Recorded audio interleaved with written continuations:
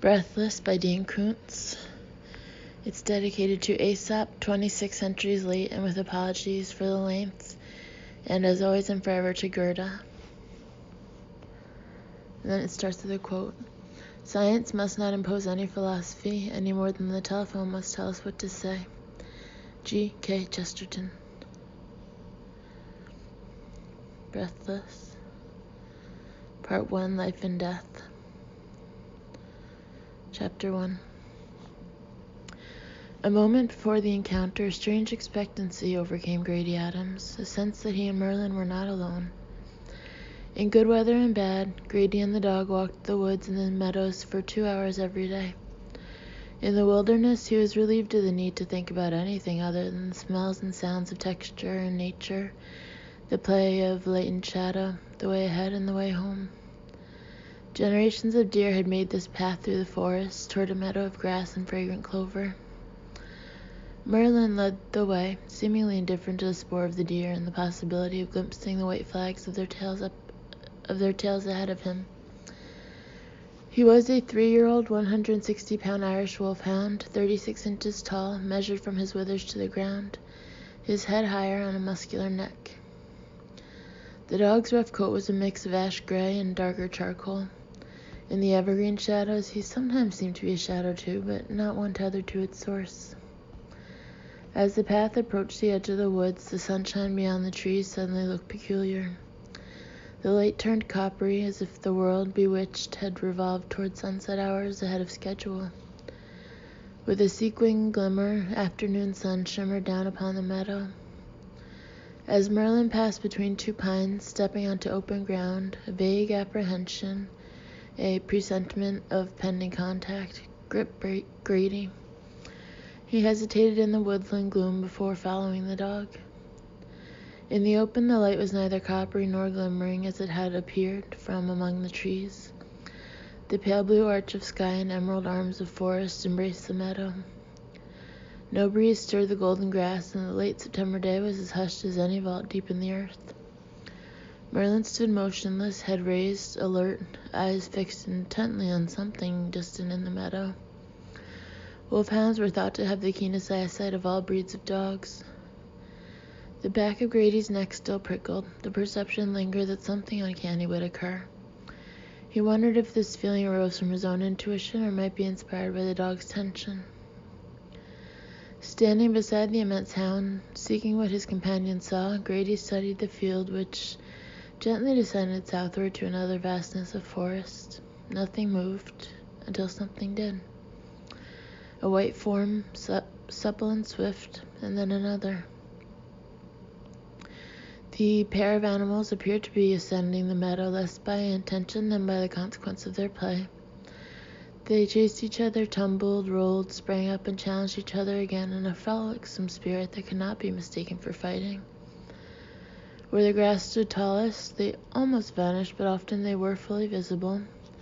Because they remained in motion, however, their precise nature was difficult to define.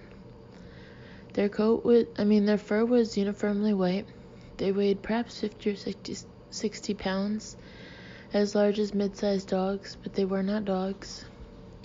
They appeared to be as limber and quick as cats, but they were not cats. Although he lived in these mountains until he was 17, though he had returned 4 years previously at the age of 32, Grady had never before seen creatures like these. Powerful body tense, Merlin watched the playful pair. Having raised him from a pup, having spent the past 3 years with little company other than the dog, Grady knew him well enough to read his emotions and his state of mind. Merlin was intrigued but puzzled, and his puzzlement made him wary. The unknown animals were large enough to be formidable predators if they had claws and sharp teeth. At this distance, Grady could not determine if they were carnivores, omnivores, or herbivores, though the last classification was the least likely. Merlin seemed to be unafraid. Because of their great size, strength, and history as hunters, Irish wolfhounds were all but fearless. Although their disposition was peaceable and their nature affectionate, they had been known to stand off packs of wolves and to kill an attacking pit bull with one bite and a violent shake. When the white-furred creatures were 60 or 70 feet away, they became aware of being watched. They halted and raised their heads. The birdless sky, the shadowy woods, and the meadow remained under a spell of eerie silence. Grady had the peculiar notion that if he moved, his boots would press no sound from the ground under him, and that if he shouted, he would have no voice. To get a better view of man and dog, one of the white creatures rose, sitting on its haunches in the manner of a squirrel. Grady wished he had brought binoculars. As far as he could tell, the animal had no projecting muzzle. Its black nose lay in nearly the same plane as its eyes. Distance foiled further analysis. Abruptly the day exhaled. A breeze sighed in the trees behind Grady. In the meadow, the risen creature dropped back onto all fours, and the pair raced away, seeming to glide more than sprint. Their sleek white forms soon vanished into the golden grass. The dog looked up inquiringly. Grady said, "Let's have a look." Where the mysterious animals had gamboled, the grass was bent and tramped. No bare earth meant no paw prints. Merlin led his master along the trail until the meadow ended and where the woods resumed. A cloud shadow passed over them and seemed to be drawn into the forest as a draft draws smoke. Grazing through the serried trees into the gloom, Grady felt watched. If the white-furred pair could climb, they might be in a high green bower cloaked in pine boughs and not easily spotted. Although he was a hunter by breed and blood, with a Sherlockian sense of smell that could follow the thinnest thread of unraveled scent, Merlin showed no interest in further pursuit. They followed the tree line west, then northwest along the curve of meadow, circling toward home as the quickening air whispered through the grass. They returned to the north woods. Around them, the soft chorus of nature rose once more, birds in song, the drone of insects, the arthritic creak of heavy evergreen boughs troubled by their own weight. Although the unnatural hush had relented, Grady remained disturbed by a sense of the uncanny. Every time he glanced back, no stalker was apparent, yet he felt that he and Merlin were not alone. On a long rise, they came to a stream that slithered down well-worn shelves of rock. Where the trees parted, the sun revealed silver scales on the water, which was elsewhere dark and smooth. With other sounds masked by the hiss and gurgle of the stream, Grady wanted more than ever to look back. He resisted the paranoid urge until his companion halted, turned, and stared downhill. He did not have to crouch in order to rest one hand on the wolfhound's back. Merlin's body was tight with tension. The big dog scanned the woods, his high-set ears tipped forward slightly. His nostrils slurred and quivered. Merlin held that posture for so long, Grady began to think the dog was not so much searching for anything as he was warning away a pursuer, yet he did not growl. When at last the wolfhound set off toward home once more, he moved faster than before, and Grady Adams matched the dog's pace. Chapter 2. Authorities raided the illegal puppy mill late Saturday afternoon. Saturday night, Rocky Mountain Gold, an all-volunteer golden retriever rescue group, took custody of 24 breeder dogs that were filthy, malnourished, infected with ticks, crawling with fleas, and suffering an array of untreated affections. Dr. Camellia Rivers was awakened by a call on her emergency line at 5:05 Sunday morning.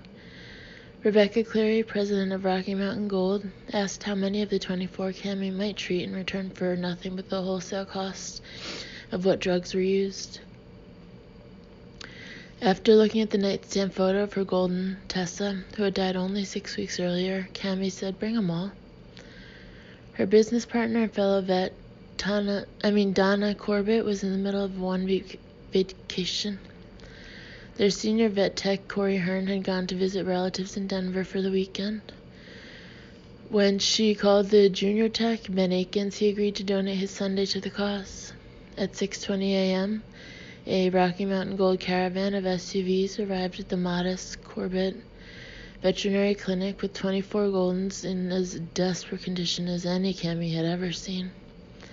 Everyone was potentially a beautiful dog, but at the moment they looked like the harbingers of Armageddon. Having endured their entire lives in cramped cages, not merely neglected but also abused, having been forced without vet care to bear litter after litter to the point of exhaustion, they were timid, trembling, vomiting in fear, frightened of everyone they encountered. In their experience, human beings were cruel, or at best indifferent to them, and they expected to be struck. 8 members of the rescue group assisted with bathing, shaving fur away from hot spots and other sores, clipping knots out of coats, deticking, and other tasks, all of which were complicated by the need continually to calm and reassure the dogs. Cammy was unaware that the morning had passed until she checked her wristwatch at 2:17 in the afternoon. Having skipped breakfast, she took a 15-minute break and retreated to her apartment above the veterinary clinic to have a bite of lunch. For a long time, Donna Corbett had run the practice with her husband John, who was also a veterinarian. When John died of a heart attack 4 years earlier, Donna divided their large apartment into 2 units and sought a partner who would be as committed to animals as she was and as John had been, who was willing to live the work. The Corbetts viewed veterinary medicine less as a profession than as a calling, which is why Cammy didn't need to consult with her partner when agreeing to treat the puppy mill dogs pro bono. After quickly putting together a cheese sandwich, she opened a cold bottle of tea, sweetened with peach nectar. She ate lunch while standing at her kitchen sink. As she'd been working with the folks from Rocky Mountain Gold, 2 calls had come in, one regarding a sick cow. She referred the caller to Dr. Amos Renfrew, who was the best cow doc in the county.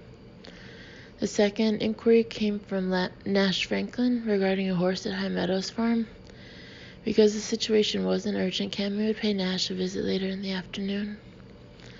She had nearly finished the cheese sandwich when Ben Akins, her vet tech, rang her from downstairs. "Cammy, you've got to see this." "What's wrong?" "These dogs have never seen anything like it." "Be right there." She shoved the last piece of the sandwich into her mouth and chewed it on the run. Puppy mill breeders were routinely so physically and emotionally traumatized by their abuse that the new experiences of freedom, open spaces, cars, steps which they'd never before climbed or descended, strange noises, soap and water, even kind words and gentle touching could induce a dangerous state of shock. Most often, the cause of shock was chronic dehydration or untreated infections, but there were times when Cammy could attribute it to nothing else but the impact of the new, of change. If they could be cured of their diseases and conditions, the dogs would need months of socializing, but in time they would find their courage, regain the joyful spirit that defined a golden, and learn to trust, to love, and to be loved. Descending the exterior stairs from her apartment, she prayed that all these dogs might survive and thrive, that not one would be lost to infection or disease or shock. Cammy entered the clinic by the first door. She hurried through the small waiting room, along a hallway flanked by 4 examination cubicles, and through a swinging door into a large tile-floored open space that included treatment stations and grooming facilities. Awaiting her was a sight far different from the crisis she had anticipated. Every one of these brutalized dogs appeared to have shed its anxiety, to have suppressed already the memories of torment in favor of embracing a new life. Tails wagging, eyes bright, and grinning that fabled golden grin, they submitted happily to belly rubs and ear scratches from the Rocky Mountain Gold volunteers. They nuzzled one another and explored the room, sniffing this and that, curious about things that a short while ago frightened them. None lay in cataplexic collapse, or hid its face, or cowered, or trembled. This unlikely sight had startled Cammy to a stop. Now, as she moved farther into the room, Ben Akins hurried to her. Ben, 27, had a perpetually sunny disposition, but even for him, his current mood seemed unusually buoyant. He was virtually shining with delight. "Isn't it fantastic? You ever seen anything like it? Have you, Cammy?" "No, never. What happened here?" "We don't know. The dogs were like before, anxious, distressed, so pitiful. Then they went still and quiet, all of them at once. They lifted their ears, all of them, listening. They heard something. Heard what? I don't know. We didn't hear it. They raised their heads. They all stood up. They stood so still, motionless. They heard something. Well, what were they looking at? Nothing. Everything I don't know, but look at them now. Cammy reached the center of the room. The rescued animals were everywhere, engaged in the spirited behavior of ordinary dogs. When she knelt, 2 Goldens came to her, tails wagging, seeking affection. Then another, and a 5th. Sores, scars, ear flap hematomas, fly bite, dermatitis. None of that seemed to matter to the dogs anymore. This one was half blind from an untreated eye infection. That one limp from patellar dislocation, but they seemed happy and they weren't uncomplaining. Ragged, tattered, gaunt, freed from a life of cruelty and abuse less than 24 hours earlier, they were suddenly and inexplicably socialized, neither afraid any longer, nor timid. Rebecca Cleary, head of the rescue group, knelt beside Cammy. Pinch me, this has gotta be a dream. Ben says they all stood up at once, listening to something. At least a minute, listening, alert. We weren't even there. What do you mean? Like they weren't aware of us anymore? Almost in a trance. Cammy held a retriever's head in her cupped hands, rubbing its flews with her thumbs. The dog, so recently fearful and shy, accepted the face massage with pleasure, met her eyes, and did not look away. At first, Rebecca said it was eerie. The animal's eyes were as golden as its coat. Then they became aware of us again, and it was wonderful. The dog's eyes were as bright as gems, topaz. They seemed to have an inner light, eyes of great beauty, clear, direct, and deep. Chapter 3. The unpaved runoff was where he expected to find it, 200 yards past mile post 76 on the state highway. He coasted almost to a stop, afraid that his hopes would not be fulfilled, but then wheeled the Land Rover right onto the 1-lane road. Henry Rouvroy had not seen his twin brother James for 15 years. He was nervous but inexpressibly happy about the prospect of their reunion. Their lives had followed different paths. So much time passed so quickly. At first, when the idea to reconnect with Jim came to Henry, he dismissed it. He worried that he wouldn't be met with hospitality.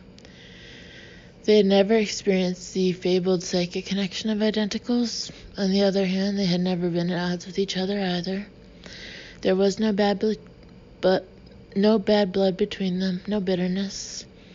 They had simply been different from each other, interested in different things. Even in childhood, Henry was a social twin, always in a group of friends. Jimmy preferred solitude.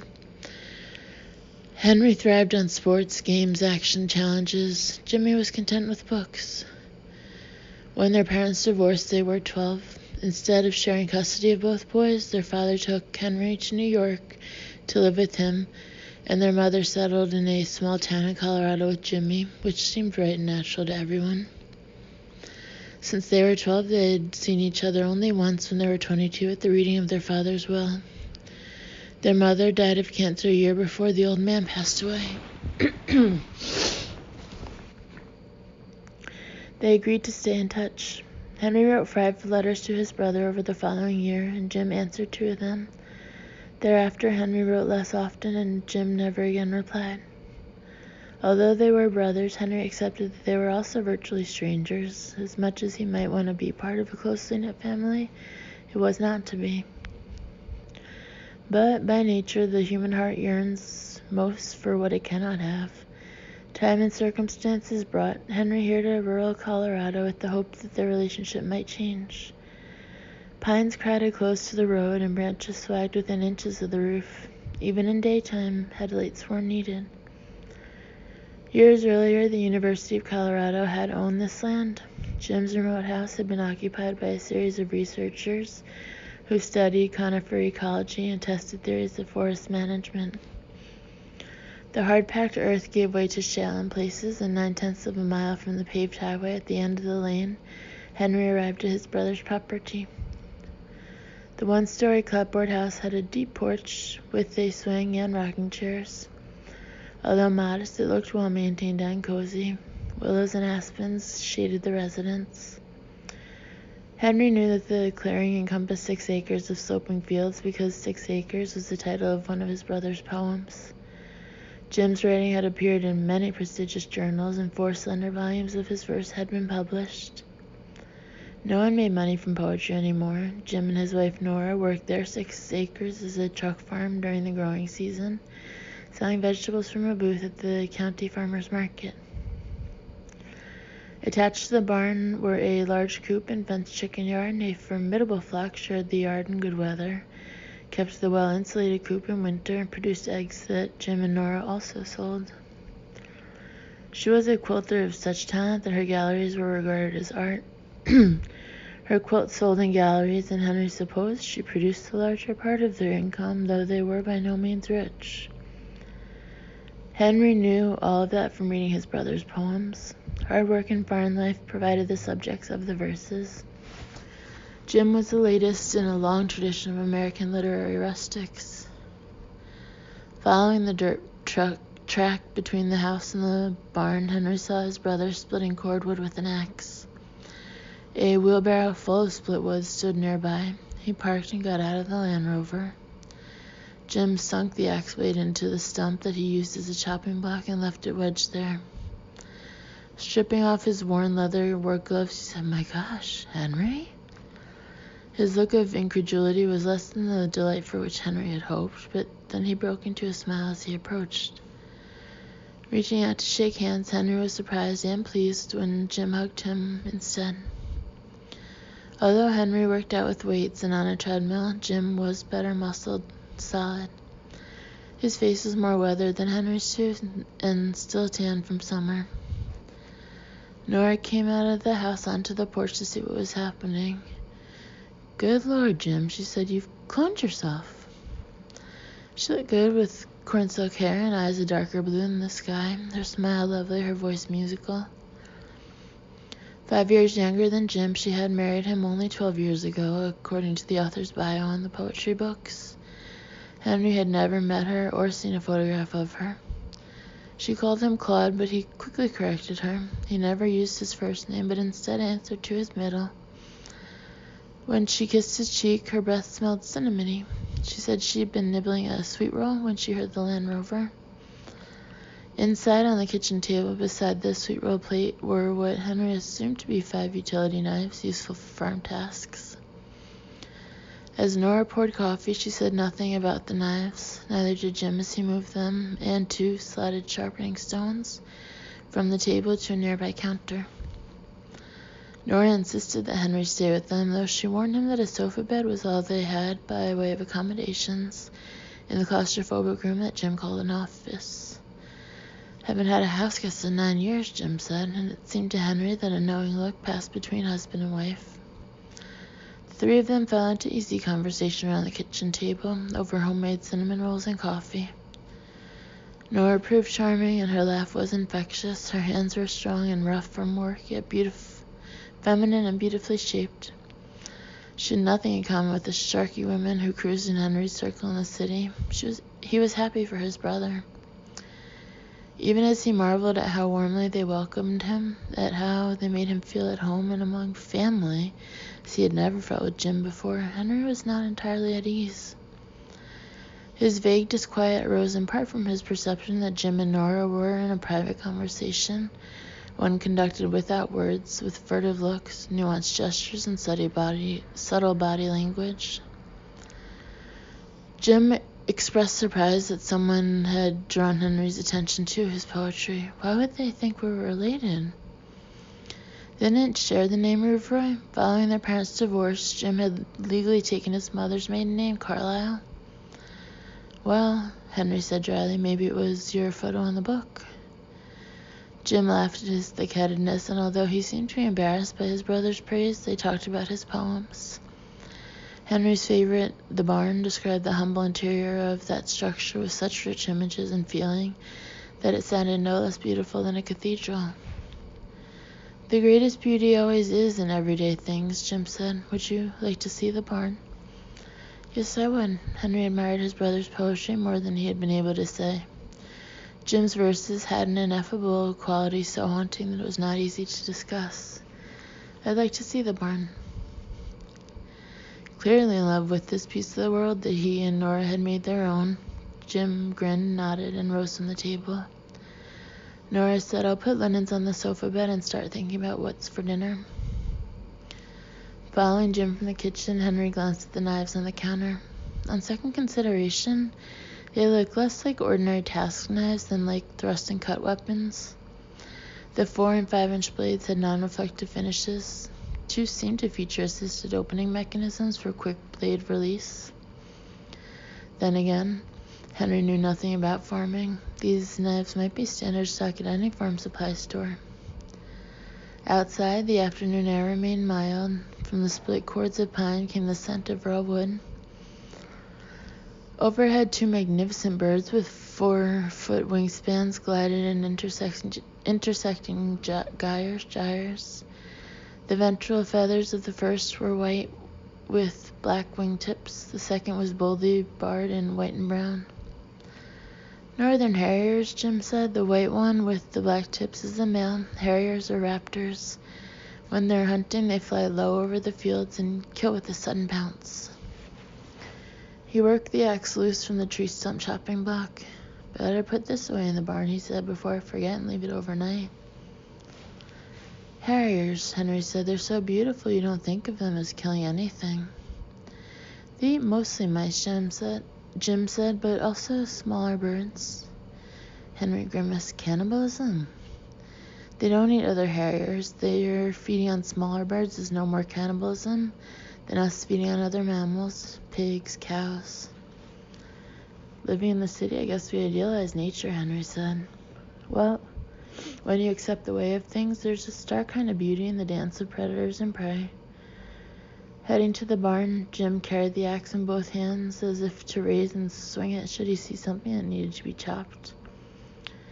The harriers had fled the sky. When Henry glanced back toward the house, he saw Nora watching them from a window. With her pale hair and white blouse, she looked like a ghost behind the glass. She turned away. "Life and death," Jim said as they drew near the barn. "Excuse me?" "Predators and prey, the necessity of death. If life is to have meaning and proportion, death is a part of life. I'm working on a series of poems with those themes." Jim opened the man-sized entrance beside the pair of larger barn doors. Henry followed his brother into the wedge of sunshine that the door admitted to this windowless and otherwise dark space. Inside, in the instant before the lights came on, Henry was gripped by the expectation that before him would be some sight for which Jim's poems had not prepared him, that the poem was a lie, that the truck farming and the quality of the simple folks' image were all lies, that the reality of this place and these people was more terrible than anything he could imagine. When Jim threw a switch, a string of bare light bulbs brightened the length of that cavernous space, revealing the barn to be nothing more than a barn. A tractor and backhoe were garaged on the left, 2 horses occupied stalls on the right. The air was fragrant with the scents of hay and feed grain.